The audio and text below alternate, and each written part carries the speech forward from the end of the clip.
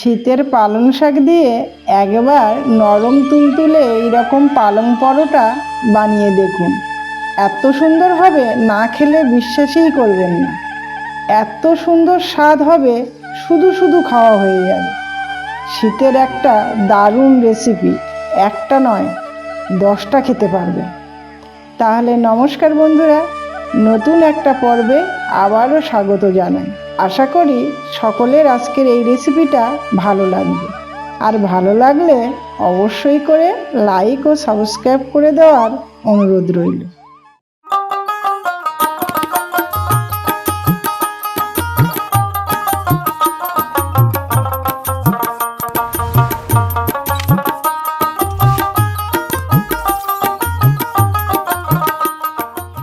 বন্ধুরা, এখানে পালং পরোটা করার জন্য আমি এখানে কিছু পালং শাক নিয়ে নিয়েছি। সেই পালং শাকের দেখুন আমি এই গোড়ার দিকটা একটু ছোট করে নিয়েছি, আর পাতাটা বেশি অংশে আমি নিয়েছি। আর পাতাগুলো দেখুন খুব কচি কচি পাতা, এরকম পাতাই একটু নেওয়ার চেষ্টা করবেন। কচি পাতা হলে খুব সুন্দর হয়। দেখুন পাতাগুলো একদম নরম কচি। এবারে আমি পাতাগুলোকে বেটে নেব। মিক্সিং জারের মধ্যে আমি দিয়ে দিচ্ছি।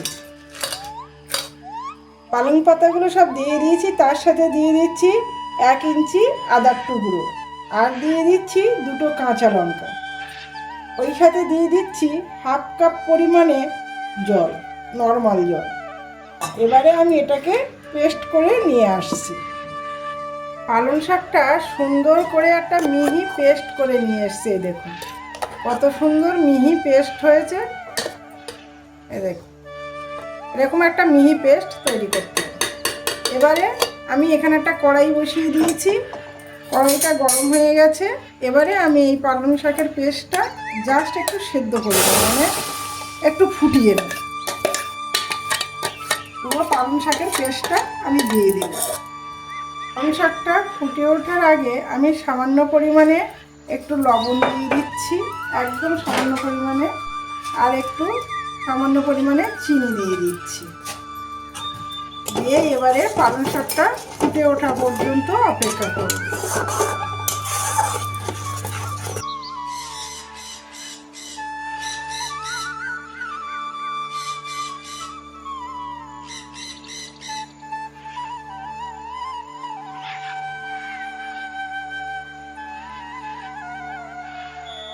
বন্ধুরা দেখুন পালং শাকের পেস্টটা কিন্তু ফুটে উঠেছে, আর একটু ফুটে নিয়েছে। আমি এবারে গ্যাস বন্ধ করে দিচ্ছি, আর আমি কিন্তু ফুটাবো না, ব্যাস হয়ে গেছে। আমি এখানে একটা পাত্রে 2 কাপ ময়দা নিয়ে নিচ্ছি। 1 কাপ নিলাম,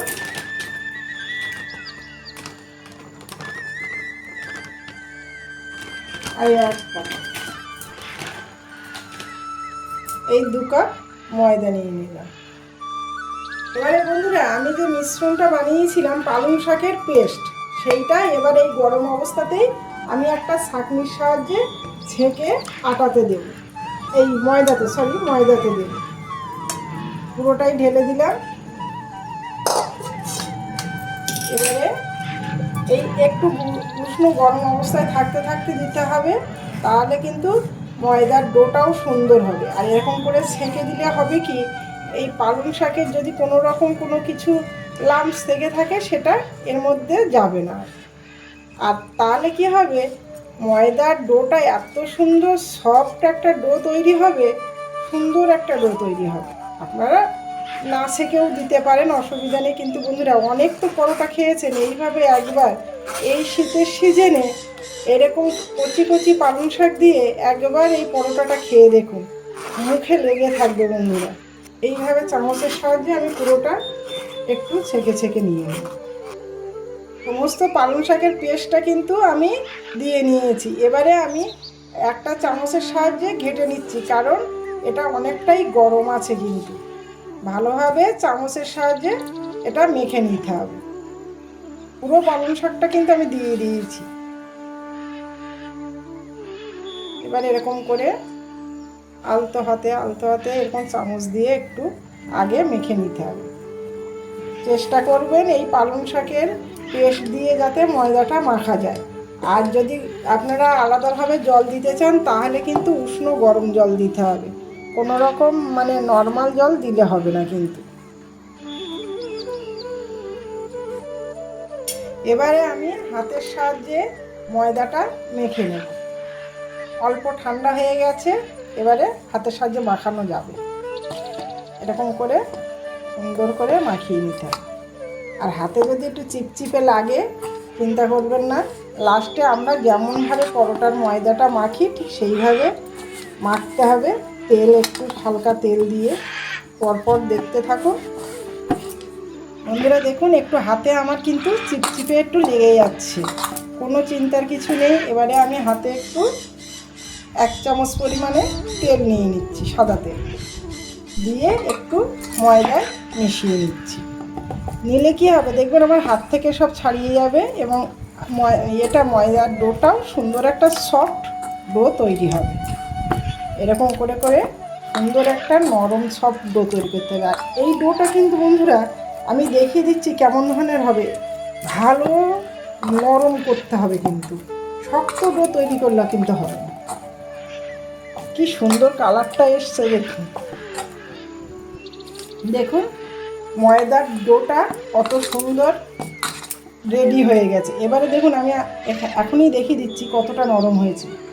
এইরকম নরম হবে, কিন্তু ভালো নরম করতে হবে। এবারে আমি এটাকে এই ডোটা আবারও একটু উপর থেকে একটু তেল দিয়ে দিচ্ছি, উপর থেকে একটু সাদা তেল।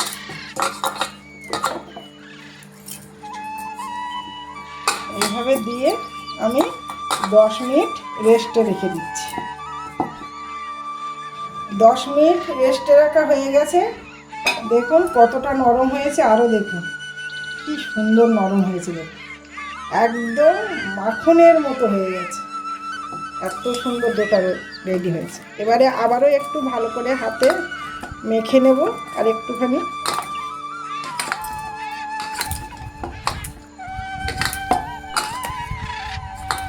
নিয়ে আমি এবার লেচি কেটে নিচ্ছি। মিডিয়াম সাইজের লেচি কেটে নিচ্ছি এরকম। আপনারা কে কেমন পরোটার সাইজ খেতে চান সেইভাবে করবেন, কিন্তু মিডিয়াম সাইজেই করা ভালো, মোটামুটি দেখতেও সুন্দর লাগে। এরকম লেচিগুলো আমি সব রেডি করে নিয়েছি। এবার আমি এক এক করে লেচি নিয়ে বেলে নেব। আমি লেচিগুলো বেলে নেব, একটু তেল নিয়ে নেব, তেলের সাহায্যে বেলবো, কিন্তু কোনো রকম ময়দা নেব না, আটা নেব না। এবারে আমি বেলে নিচ্ছি। একটু পাতলা করে বেলতে হবে, যতটা পাতলা করা যায়। আমি লাস্টে দেখিয়ে দিচ্ছি যে কতটা পাতলা হবে।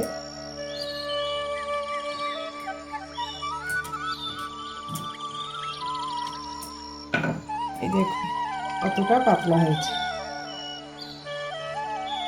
অনেকটাই পাতলা হয়েছে। এবারে আমি এর উপরে সামান্য তেল দিয়ে দিচ্ছি, সাদা তেল।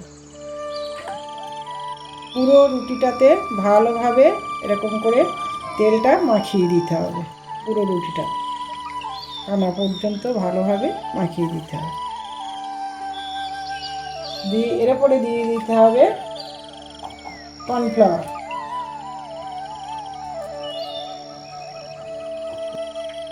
এবারে কর্নফ্লাওয়ারটাও এরকম বেশ একদম সুন্দর করে চারিদিকে দিয়ে দিতে হবে, ভালোভাবে মাখিয়ে দিয়ে দিতে হবে।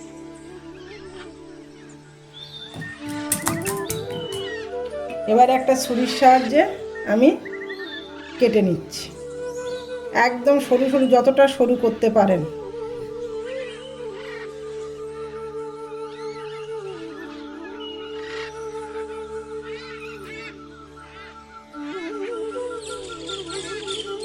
আমরা লাচ্ছা পরোটা সবাই করতে জানি, ঠিক তেমনইভাবে করতে হবে।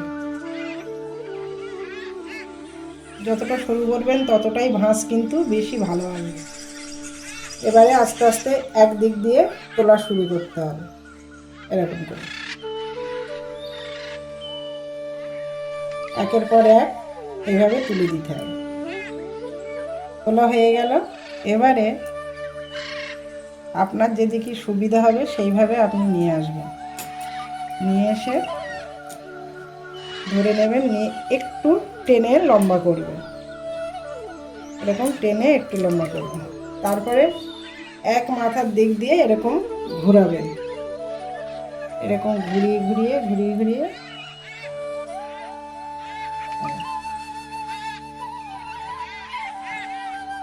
ঠিক এইভাবে ঘুরিয়ে ঘুরিয়ে নিয়ে এই মাথাটাকে নিয়ে এরকম করে নিয়ে ঠিক পিছনে এই মাঝখানটাতে দিয়ে দিতে হবে। একটা এসি আমার রেডি হয়ে গেল। ঠিক সেমভাবে আমি আরেকটা বেলে নিলাম। এবারে আমি তেল দিয়ে দিচ্ছি ওপর থেকে পুরোটা, আবারও রুটিটা সুন্দর করে মাখিয়ে দিয়ে দিলাম।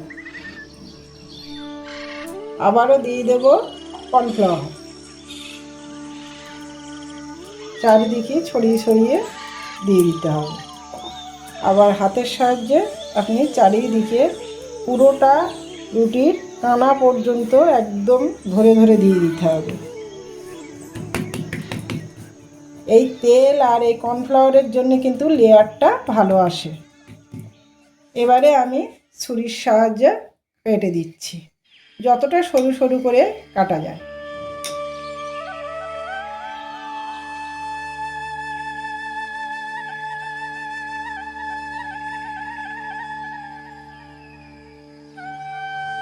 দেখুন কতটা সরু সরু করে আমি আবারও একটা রুটি কেটে নিচ্ছি। কাটা হয়ে গেল। আবারও ঠিক সেম প্রসেসে যেদিকে লম্বায় আপনি কাটলেন ঠিক সেই দিক দিয়ে কিন্তু গোলাতে হবে। ঠিক ওপর ওপর এইভাবে গুলিয়ে নিতে হবে, এইভাবে ওপর ওপর গুলিয়ে নিতে হবে।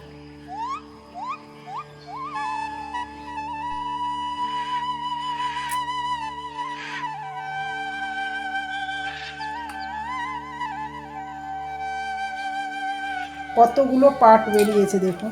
এবারে আমি এরকম করে একটু লম্বা করে নিয়ে নিচ্ছি, এরকম লম্বা করে নিয়ে নিচ্ছি, ছিঁড়ে গেলেও অসুবিধা নেই।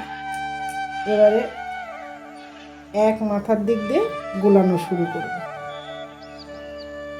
ঠিক এইভাবে গুলিয়ে গুলিয়ে একদম যেন মাঝখানে কোনো রকম ফাঁকা না থাকে, এরকমভাবে গুলিয়ে নিয়ে ঠিক শেষ মাথাটা যখন আসবে সেটা টেনে নিয়ে এরকমভাবে নিচে দিয়ে দিতে হবে।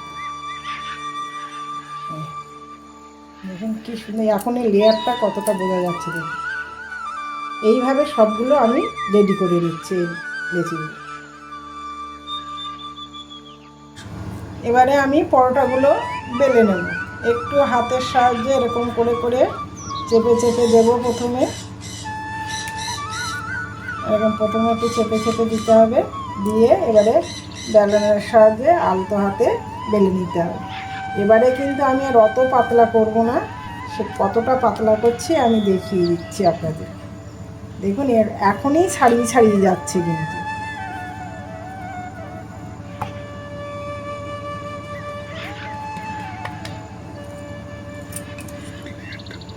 লেয়ারগুলো দেখুন কত সুন্দর বোঝা যাচ্ছে।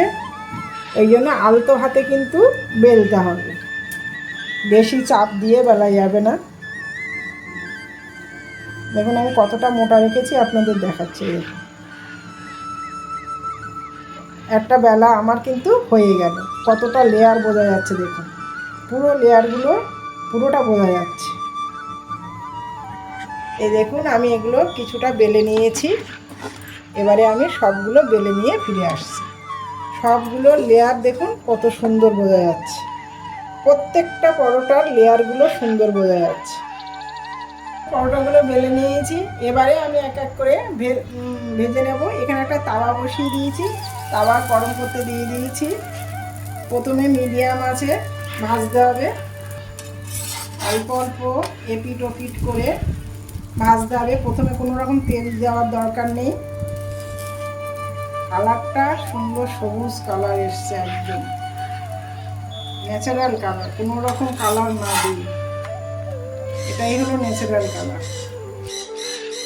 এরকম যখন অল্প অল্প সেকে আসবে তখন কি করতে হবে, 1 চামচ তেল নিয়ে, সাদা তেল নিয়ে চারিদিকে ঘুরিয়ে দিতে হবে। খুব সামান্য তেল লাগে, এখানে বেশি পরিমাণে তেল লাগে না বন্ধুরা।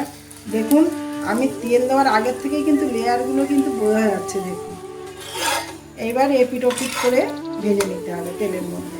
দেখুন প্রত্যেকটা লেয়ার কিন্তু বোঝা যাচ্ছে, প্রত্যেকটা লেয়ার। এইবার এরকম চেপে চেপে ভালো করে ভেজে নিতে হবে, একটু লালচে লালচে ভাব। পরোটাটা কিন্তু ভাজা হয়ে গেছে, এবার আমি তুলে নিচ্ছি। গরম গরম অবস্থায় কিন্তু আমি পরোটাগুলো একটু ফাটিয়ে নেবো। এরকম 2 হাত দিয়ে এরকম মারবেন, এরকমভাবে মারবেন। দেখুন প্রত্যেকটা লেয়ার কেমন ছেড়ে গেছে, দেখুন এই দেখুন কি সুন্দর ছেড়ে যাচ্ছে। আর গরম অবস্থায় মারলেই কিন্তু এই ছাড়িয়ে যাবে, নইলে চিপকে যাবে কিন্তু। এই দেখুন। তাহলে বন্ধুরা আমার এই পালং শাকের পরোটা আপনাদের কেমন লেগেছে অবশ্যই কমেন্টের সাহায্যে জানাবেন। আর ভালো লাগলে অবশ্যই একটা লাইক করবেন। আর আমার চ্যানেলটিকে এখনও যারা সাবস্ক্রাইব করেননি তাদের কাছে আমার অনুরোধ রইল যে আমার চ্যানেলটিকে সাবস্ক্রাইব করার জন্য। দেখুন লেয়ার লেয়ার বেরিয়ে আছে। তাহলে বন্ধুরা আজকের মতো আসি, আপনারা সুস্থ থাকবেন, ভালো থাকবেন আর আমার পাশে থাকবেন। এতক্ষণ ধরে ভিডিওটা দেখার জন্য আপনাদের সবাইকে অসংখ্য ধন্যবাদ।